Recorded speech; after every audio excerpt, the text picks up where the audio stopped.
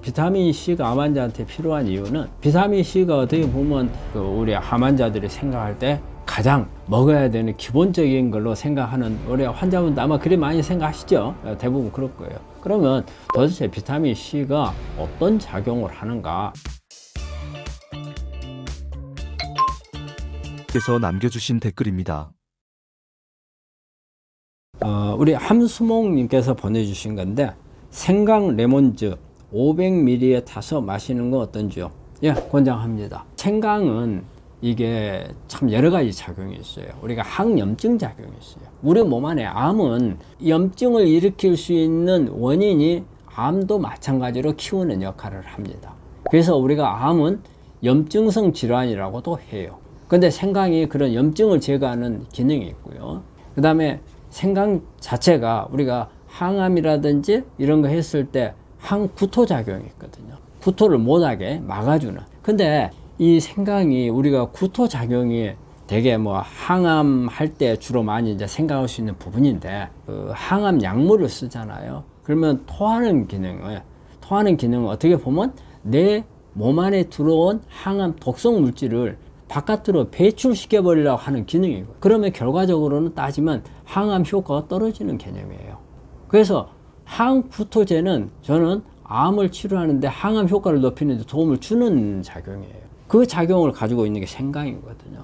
우리가 음식으로 따지면 여러 가지 항구토제가 있겠지만 생강은 그런 작용이 있어요. 그 진저롤이라는 성분이 그런 작용이 있고, 또 이 진저롤이라는 이 성분은 여러 가지 변이된 유전자를 조절시켜주는 그런 효과도 가지고 있어요. 그래서 생강은 아주 좋고, 근데 우리가 생강 편 내 가지고서 뭐 설탕 발라가지고 이런 거는 별로 좋지 않고, 또 생강차에다가 설탕 차 가지고 먹는 생강차는 별로 그렇게 좋은 건 아닌 것 같아요. 근데 단순하게 생강은 아주 연하게 물로 만들어서, 이때 레몬을 같이 넣는다면 레몬이 알칼리성으로 바꿔주는, 우리 몸을 산성을 알칼리로 바꿔주는 그런 효과도 같이 가지고 있잖아요. 그리고 비타민 C가 많이 들어있어서 우리 항산화 작용도 볼 수가 있거든요. 그리고 또 하나, 생강이 약간 먹기가 불편한 부분이 있어요. 이런 부분들을 레몬이 좀 잡아줄 수가 있거든요. 그래서 저는 이렇게 한 500cc 물에 타가지고 먹는 거는 좋다고 생각을 해요. 그리고 우리가 물을 많이 마셔야 한다고 암 환자한테 이야기 하잖아요. 근데 평소에 물 먹는 걸 되게 싫어하는 분들이 있어요. 어떤 분들이 저한테 이런 말도 하더라고요. 자기는 물 먹는 게 죽는 것보다도 싫다고. 이런 분들한테 물 마시라고 하면 힘들죠.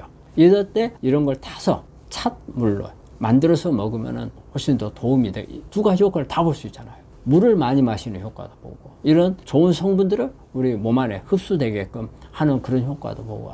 암 환자에게 비타민 C가 필요한 이유는 무엇인가요?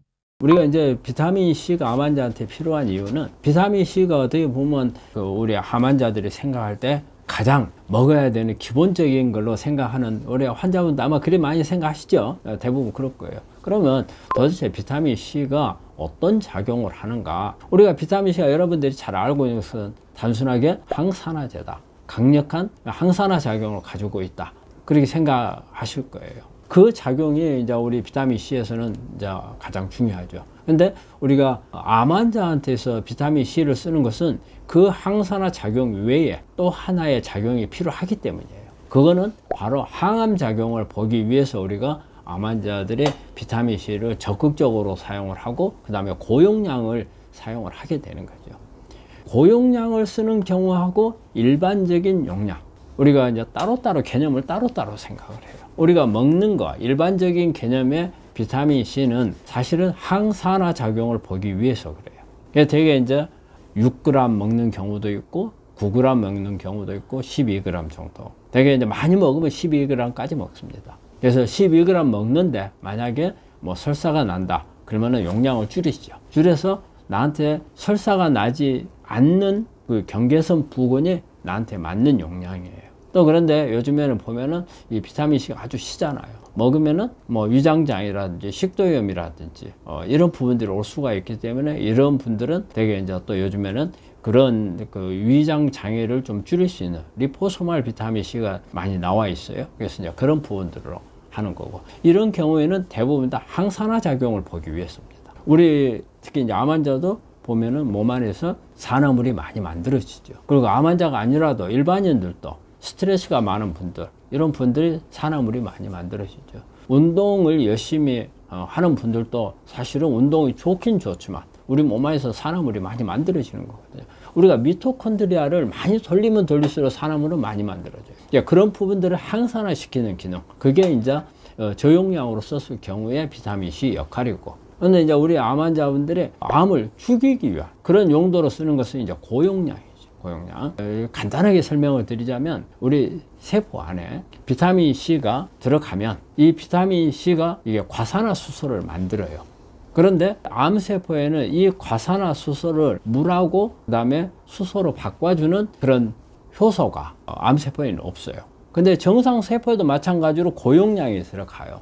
가는데 이것을 정상세포에서는 물로 바꿔버려요. 그래서 무해하게 되는 거죠. 암세포에는 아주 유독성을 발휘를 하고 정상세포에는 무해한 기능을 하는 게 비타민C 고용량이거든요. 그래서 이런 고용량을 넣었을 경우에는 우리가 항암작용을 보기 위해서, 그런데 이제 우리가 이때 쓰는 이제 고용량이라는 것은 상당히 고용량이고 혈중 농도를 아주 높이기 위한 그런 거거든요. 우리가 보통 뭐 400까지 올리라고 하는데 사실 거기까지 올리기는 쉽진 않아요. 하지만 고용량일수록 그런 항암 작용을 보기 위한 그런 방법으로서, 그래서 비타민C가 우리가 암 환자 때 쓰는 것은 그런 항산화 작용과 항암 작용을 같이 보기 위해서 사용을 합니다. 신장을 통해서 이제 소변으로 걸러지는 거죠. 우리가 몸 안에서 항산화 작용을 하든지 항암 작용을 하든지 사용하고 나면 이제 배출을 하는 건데, 왜 이제 그 배출 문제가 나오냐면 이게 비타민C는 엄청나게 빠른 속도로 배출이 돼버리거든요. 벌써 이제 몸에 들어오고 나서 4시간부터 시작을 해서 한 8시간 정도 되면 거의 방광의 상태로 빠져버리기 때문에, 왜 이제 비타민C를 이렇게 빠른 배출 때문에 우리가 이제 매일 먹는 거, 그 다음에 이제 우리가 고용량을 쓰면은 횟수를 얼마 정도를 할 것인가, 이런 부분들이 나오는데, 그 다음에 아마 소변하고 관련돼서 물어본 것은 비타민C를 썼을 경우에 소변으로 다 걸러지기 때문에 결석 같은 게 생기지 않겠는가, 이제 이런 부분 때문에 이제 소변 문제를 항상 나오는데, 사실은 뭐 이론적으로는 가능할 수는 있다고 그래요. 하지만 실제적으로 그렇게 결석이 많이 만들어지는 경우는 우리가 임상적으로 볼 때 그렇게 별로 있지는 않은 것 같아요. 구독자분이 댓글로 남겨주신 질문입니다. 선생님, 담도암 2기인데 수술 항암까지 받은 지 한 달 정도 되었는데 회 먹어도 되는지 궁금합니다. 지금은 3개월 단위로 추적 검사만 한대요. 지금 항암을 끝난 지가 아마 한 달 정도 되셨다고 하는 것 같은데, 지금 항암하고 난 후에 우리 골수가 억제되어 있는 부분들을 회복을 하거든요. 그래서 어느 정도 올라오기는 했을 거예요. 근데 완전하게 올라오지는 아직까지는 않았다고 그래요. 왜냐하면 항암을 여러 차례 했기 때문에. 그래서 이제 우리가 회를 날거잖아요. 날것을 먹어야 되는지 안 되는지 이 문제가 있고요. 그래서 날거를 먹어야 되는지에서는 한 달이 지났으면 조금 먹어도 되긴 됩니다. 하지만 많은 양은 안 먹는 게 좋겠고요. 그 다음에 이제 우리가 회를 먹어도 되느냐 안 되느냐, 이제 그거를 이제 봐야 되는데, 회는 저는 이 회가 어떤 회냐, 그걸 가지고 봐야 한다고 그래요. 회가 무조건 나쁜 건 아니거든요.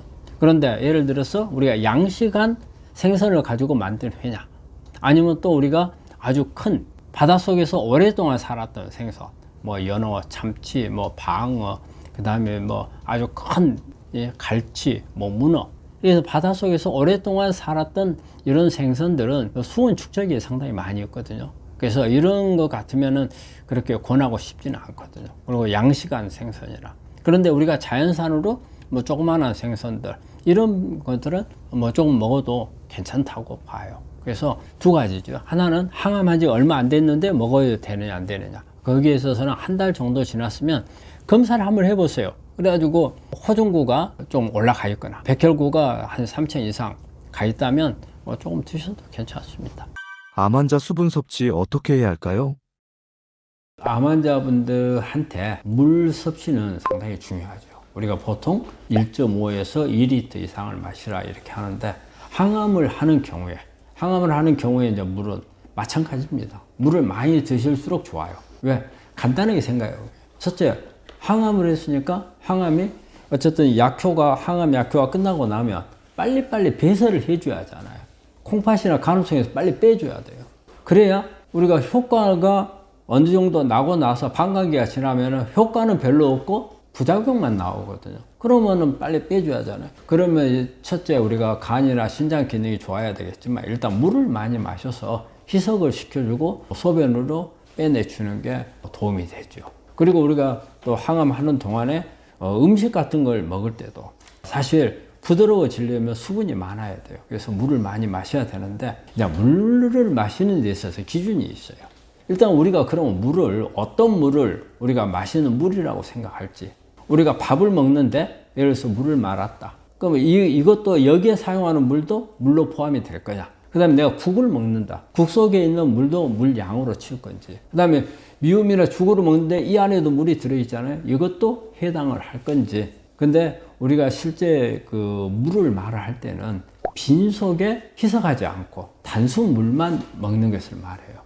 그리고 음식을 먹을 때 먹는 물은 그 음식을 희석시키기 위한 또는 소화시키기 위한 용도로서만 쓴다고 하기 때문에 그거는 우리가 물을 마시라고 하는 기준에 들어가지는 않습니다. 그리고 항암할 때는 물을 조금 더 마시는 게 좋다고 생각을 해요. 근데 물을 마실 때 그럼 단순히 우리 정수기 물을 마시는 게 좋으나 아니면은 어떤 다른 미네랄이 들어있는 물이 좋은가? 되게 우리 정수기 물은 증류수에 가까운 경우가 많아요. 요즘에는 역삼투압 방식과 그 다음에 삼투압 방식을 같이 한 정수기들이 많이 나오긴 하고 있거든요. 하지만 어쨌든 그렇게 미네랄이 많지 않아요. 미네랄이 많은 물을 먹는다면 물도 마시고 미네랄도 섭취하고 두 가지 효과를 같이 얻을 수가 있거든요. 그럼 어떤 방법을 쓰면 좋겠는가? 그래서 우리가 환자분들이 대개 보면은 물을 마실 때 정수기 물을 아니면은 또 그걸 마시죠. 생수 속에 약간의 미네랄이 들어있어요. 그래서 그런 부분도 마시면 좋은데 저는 여기에다가 미네랄도 있고 여러 가지 파이토케미칼도 같이 들어간다면 더 좋을 수 있잖아요. 그래서 물에다가 우리가 찻물, 우리가 차가 들어있는 이런 물질을 연하게 해서 우리 녹차 같은 경우도 녹차가 있고 녹차물이 있어요. 녹차는 어때요? 녹차는 여러 가지 카페인이라든지 그 다음에 카테킨이라든지 이런 성분들이 농축되어 있는 이런 개념이고 이것을 우리가 한 100cc에다가 만들 차를 한 500cc 물에다가 하면은 이건 차가 아니고 차물이 되는 거예요. 이런 개념으로 만들어서 이렇게 마시는 게 그러면 그런 재료들은 뭐 녹차도 좋고요. 그 다음에 뭐 비타민 나무 저는 비타민 나무에 대해서 상당히 많이 권하거든요. 아주 좋은 그런 재료가 돼요. 그리고 뭐 연잎 그리고 뭐 감잎 이런 부분들 또 여러분들이 좋아하는 어떤 아로마가 있다면 아로마를 이용을 하는 것도 괜찮아요. 그래서 이런 부분들을 같이 섞어서 하면은 단순하게 물 마실 때는 물을 안 좋아하는 사람들 특히 물 마시는 거 되게 싫어하거든요. 그런데 이런 풍미를 낼 수 있는 것을 했을 경우에는 훨씬 더 그냥 물만 먹는 것보다 훨씬 먹기도 좋고 또 우리가 장시간 우리가 물을 먹는 것은 뭐 하루 이틀 하는 건 아니잖아요. 오랫동안 꾸준히 해야 되니까 꾸준히 할 때 오늘은 뭐 예를 들어서 녹차를 넣어가지고 녹차물을 만들어서 먹고 내일은 뭐 비타민 나무 물을 만들어서 먹고 뭐 모레는 연잎차를 만들어서 먹고 이러면은 어떻게 보면 물에 더 친숙해져요. 물을 많이 먹고 싶어지고 그리고 물이 더 생각나거든요. 그런 방법으로 하면은 우리가 암을 치료하는 데 있어서 여러 가지 효과를 볼 수 있어요. 우리 몸 안에 어떤 물 자체를 가지고 청소해주는 효과도 얻을 수가 있고 그 다음에 파이토케미칼을 이용해서 암을 유전자를 억제할 수 있는 그런 부분도 있고 미네랄을 이용해서 우리 몸이 산성화되는 것을 막아줄 수도 있고 그리고 기호품도 될 수 있고 그래서 그런 효과들을 볼 수가 있어서 이 물을 마시는 데 있어서는 가능한 많이 마시는 게 좋다. 그 다음에 단순하게 물만 마시지 말고 이런 여러 가지를 섞어서 여러 가지 효과를 동시에 볼 수 있는 그런 물로 만들어서 먹는 게 좋다. 그리고 우리가 음식을 먹을 때 사용하는 물은 해당이 되지 않는다. 물에 대한 개념은 그렇습니다. 암 환자 식사 어떻게 먹는 게 가장 좋을까요? 식사에 대해서 좀 이야기를 하면은요. 자, 첫째는 뭐냐, 어떤 음식을 먹을 건가는 탄수화물을 줄이는데 단순당을 줄여야 된다. 그 다음에 단백질은 너무 많이 먹는 것은 좋지 않다. 지방은 좀 늘리는 게 낫다. 근데 지방을 늘릴 때는 그냥 우리가 뭐 돼지고기, 뭐 베이컨 이런 데 있는 이 포화지방산보다는 오메가3가 많은 지방산이나 거기에 보면은 오메가3가 많은 것은 들깨라든지 아마씨, 햄프시드 이런 게 많고 그리고 이제 우리 이제 단순 불포화 지방산으로서 좋은 것은 올리브 오일이나 아보카도. 그래서 이런 불포화 지방산 섭취를 많이 하는 게 좋겠고. 그리고 이런 걸 항상 섭취할 때는 우리 비타민이라든지 이런 부분들이 많아야죠. 비타민은 우리가 미토콘드리아 에너지 만드는 데도 관여를 하지만 항산화 작용을 많이 가지고 있고 그래서 에너지 대사하는 데 도움이 되기 때문에 이런 부분들을 같이 섭취하는 게 도움이 되겠는데 자 이제 그다음에 이제 그건 이제 음식이고 자 음식을 이제 언제 먹는 게 좋을 건가 이런 부분에서는 때가 있어요. 그래서 우리가 이제 아침, 점심, 저녁 세 끼를 먹잖아요. 세 끼 중에서 어느 때 제일 많이 먹어야 될 건가? 일단은 아침을 가장 많이 먹는 게 좋은 걸로 돼 있어요. 아침을 많이 먹었을 때 우리 생리적으로 이 먹은 음식을 소화를 가장 잘 시킬 수 있을 때 아침이거든요. 그래서 특히 아침에는 탄수화물을 많이 먹는 게 좋다고 돼 있어요. 탄수화물에 대해 인슐린도 그때가 많이 나오거든요. 그리고 소화효소도 많이 나오니까 이때 먹는 게 좋겠고. 근데 이제 지방을 먹을 때는 가능한 이제 점심 때 먹는 게 좋겠고. 왜냐하면 오후에는 에너지를 많이 쓸 일이 많으니까. 지방에는 칼로리가 많잖아요. 그래서 칼로리가 많은 게 들어왔을 때 안 써버리면 비만될 수 있으니까 점심 때 지방을 많이 먹고. 그 다음에 이제 저녁에는 어떤 영양소든지 간에 가능한 적게 먹는 게 좋겠고. 이런 것은 이제 우리 일주기, 하루에 일과에서 어떻게 먹는 게 좋을 것인가 하는 방법이고. 그 다음에는 이제 우리 식사 방법이죠. 식사 방법. 여기 안 좋은 방법들이 몇 가지 있죠. 우리가 어때요? 첫째, 식사 시간. 식사 시간을 짧게 하지 마라. 되게 일반적으로 우리가 강조하는 식사 시간이 30분입니다. 30분에서 1시간. 근데 우리 한국 사람들은 거의 대부분 10분 이내에 끝나죠.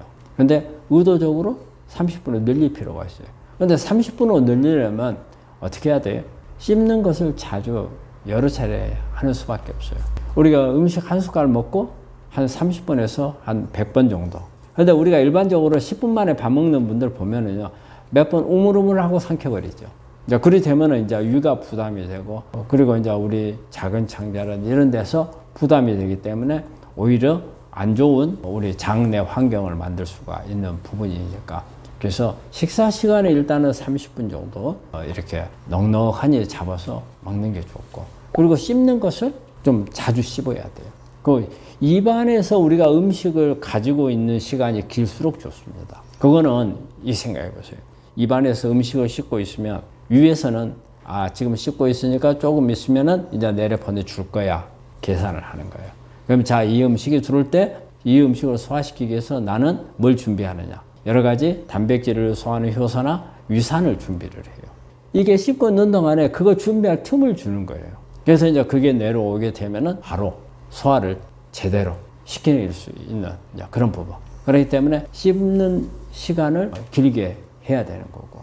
그 다음에 이걸 할 때 우리가 그 위산이 되게 우리 암 환자분들이 나이가 많으신 분들이 많아요. 그래서 위산이 적어요. 그러니까 음식을 먹을 때 물을 그때는 먹으면 안 돼요. 그래서 물을 피해야 되고. 그리고 이제 우리 몇 가지 안 좋은 이제 우리 음식 습관들 중에서 이런 게 있죠. 폭식. 막 한꺼번에 먹을 때는 왕창 먹고 또 안 먹을 때는 막 굶어버리고 이런 사람들이 있잖아요. 이 폭식이 정말 안 좋은 거거든요. 이 폭식은 일단 이게 한꺼번에 많이 먹잖아요. 그러면 가장 안 좋은 게 첫 번째, 혈당 수치가 순간적으로 올라가 버립니다. 순간적으로 올라가 버리니까 혈당이 높아지니까 암세포 성장하는데 오히려 도움이 되겠죠. 그러고 나서 쓰고 남으면은 어떻게 돼요? 바로 지방을 저장하는 거예요. 지방으로 저장해 넘겨버려요. 근데 그 과정을 끝나고 나면은 갑자기 혈관 안에 혈당이 떨어져가지고 저혈당으로 빠져요. 왜냐면요, 우리가 많이 먹으면은 우리가 음식이 우리 몸 안에 들어오겠지만 이걸 소화하기 위해서는 인슐린이 몽땅 나오거든요. 그래서 인슐린이 몽땅 나와 있는데 이제 어느 정도 시간이 지나면 지방으로 가고 에너지 갖다 쓰고 하면 포장이 떨어지거든요. 그러면 결과적으로 혈액에는 인슐린은 높아지고 영양분은 없는 거예요. 인슐린이 많아지니까 이 인슐린이 암을 키우는 역할을 해버려요. 그 다음에 이제 허기가 져요. 그럼 또 먹게 되는 거죠. 그래서 이런 폭식은 정말 안 좋은 방법. 그리고 속식, 너무 빨리 먹는 거, 그게 안 좋은 거. 그 다음에 편식. 편식은 한쪽으로 편향된 음식을 먹는 거죠. 되게 이제 육식 좋아하는 분들이 그렇죠. 육식 좋아하는 분들이 고기만 먹고 야채라든지 물도 잘 안 마시고 이런 거 안 하잖아요. 근데 고기 중에서도 또 어떤 거예요? 전부 다 인스턴트 식품이나 패스트푸드 아니면 가공육 이런 거를 좋아하죠. 이런 식으로 한쪽에 편식되어 있는 부분, 이 음식 습관이 암 환자들한테 이건 교정을 해야 되거든요. 그래서 어떻게 해서든지 내가 영양소, 태우는 영양소가 많아지는 방법을 찾아야 돼. 태우는 영양소는 일단 채식이에요. 채식을 같이 따라가 줘야 돼요. 그런 부분이 있고 또 하나 이제 안 좋은 부분이 간식. 간식인데 특히 야식, 저녁에 간식을 먹는 거. 저녁에 간식 먹는 것은 먹고 나서 어때요? 자버리잖아. 그러니까 필요 없는 영양소가 들어오게 되는 거고. 또 하나는 우리가 먹고 나서 나는 자버리는데 내 장은 일을 해야 하잖아요. 일을 해야 되기 때문에 내 몸은 또 혹사를 해야 하잖아요. 그리고 또 안에서 산화물들이 몽땅 만들어 있잖아요. 암을 키우는데 영향을 줄 수가 있는 거죠. 또 하나요. 그 다음에 나는 짠식이란 말을 해요. 우리 한국 사람들이 너무 짜게 먹는 거. 이런 부분들은 우리가 짠 음식은 되게 이제 나트륨이 높잖아요. 그래서 나트륨은 우리 몸 안에서 염증 역할을 해요. 그래서 염증을 많이 일으키는, 특히 위암 같은 경우는 이게 짜게 먹는 사람들이 위암에 잘 걸리거든요. 위 점막에 염증을 일으켜서 그러는 겁니다. 그게 바로 암을 일으키는 원인도 되거든요. 그런데 우리 환자분들이 이게 이제 소금 이야기가 나오니까 제가 좀 말씀드려야 될 것 같아요. 요즘에 막 소금을 먹어야 된다는 이야기들을 많이 해요. 근데 그게 논리가 뭐냐면요. 이 소금이 우리 면역세포가 어떤 암세포를 죽이려면 효소가 있어요. 그란자임이나 포포린이라고 하는 효소가 있어요. 이거를 활성화시키는 기능이 나트륨에 있다. 그렇기 때문에 면역 강화를 하기 위해서는 나트륨을 많이 먹어야 된다. 나트륨이 많은 게 소금이다. 그래서 소금을 먹어야 된다. 그런 이론으로 지금 하고 계시는데 이게 있어요. 나트륨을 많이 먹으면 세포 탈수가 옵니다. 세포 안에 물을 쭉 빨아내요. 그래서 세포 안에 물이 부족하게 돼요. 그러면 이 세포가 물이 부족하면은 암세포로 넘어가는 원인이 돼요. 특히 세포 안에 물이 부족하게 되면 우리 집에 물 없으면 설거지 못 하잖아요. 설거지도 못 하고 화장실에 대변 봐놓고 냄새 나는데 물 내려야 될 건데 물이 없으면 어떻게 돼요? 온 집안이 냄새에 있고 그 다음에 집안 청소도 못 하니까 불결해지잖아요. 우리 세포도 마찬가지예요. 세포 안에 물이 부족하면은요, 우리가 에너지 만들면서 만들어진 이런 산화물이 특히 ROS 같은 것을 정리가 안 돼요. 빨리 빼내야 되는데 못 빼내요. 그래서 정상세포가 그러다 보니까는 유전자 변이가 와가지고 암세포로 넘어가 버리죠. 그런 부분들이 발생을 하는데 소금이 그렇게 탈수시키는 역할을 해요. 그리고 또 마찬가지로 이제 우리 면역세포에서 면역을 강화한다고 했는데 반대로 오히려 면역을 떨쳐버리는 역할을 하는 경우도 많아요. 오히려 소금을 먹음으로써 여러 가지 안 좋은 게 그런 면역세포 기능도 높이는 게 아니고 떨쳐버리는 그런 논문들이 오히려 더 많아요. 근데 우리 그 소금을 권하는 분들이 이 면역세포 때문에 그런다 하는데 저는 그거는 아니라고 보고 또 소금을 많이 먹게 되면 또 어떤 문제가 생겨요? 우리 혈압 상승이 오죠. 고혈압 같은 거 오게 되고 그 다음에 우리 어떤 장기들 기능에도 좋지 않은 영향을 주는 거거든요. 그래서 저는 소금을 이렇게 많이 먹는 것은 그렇게 바람직하지 않다고 봐요. 그래서 저는 짠식이 안 좋다. 그런 말을 하거든요. 그래서 이런 이게 그 어떤 음식을 어떤 방법으로 먹느냐, 그 다음에 언제 먹느냐, 어떤 것들을 먹느냐 이런 부분들이 다 중요한 것 같아요. 제가 말씀드린 것을 좀 참고로 하시면은 우리 식단을 하는 데 있어서는 좀 도움이 되리라고 생각합니다.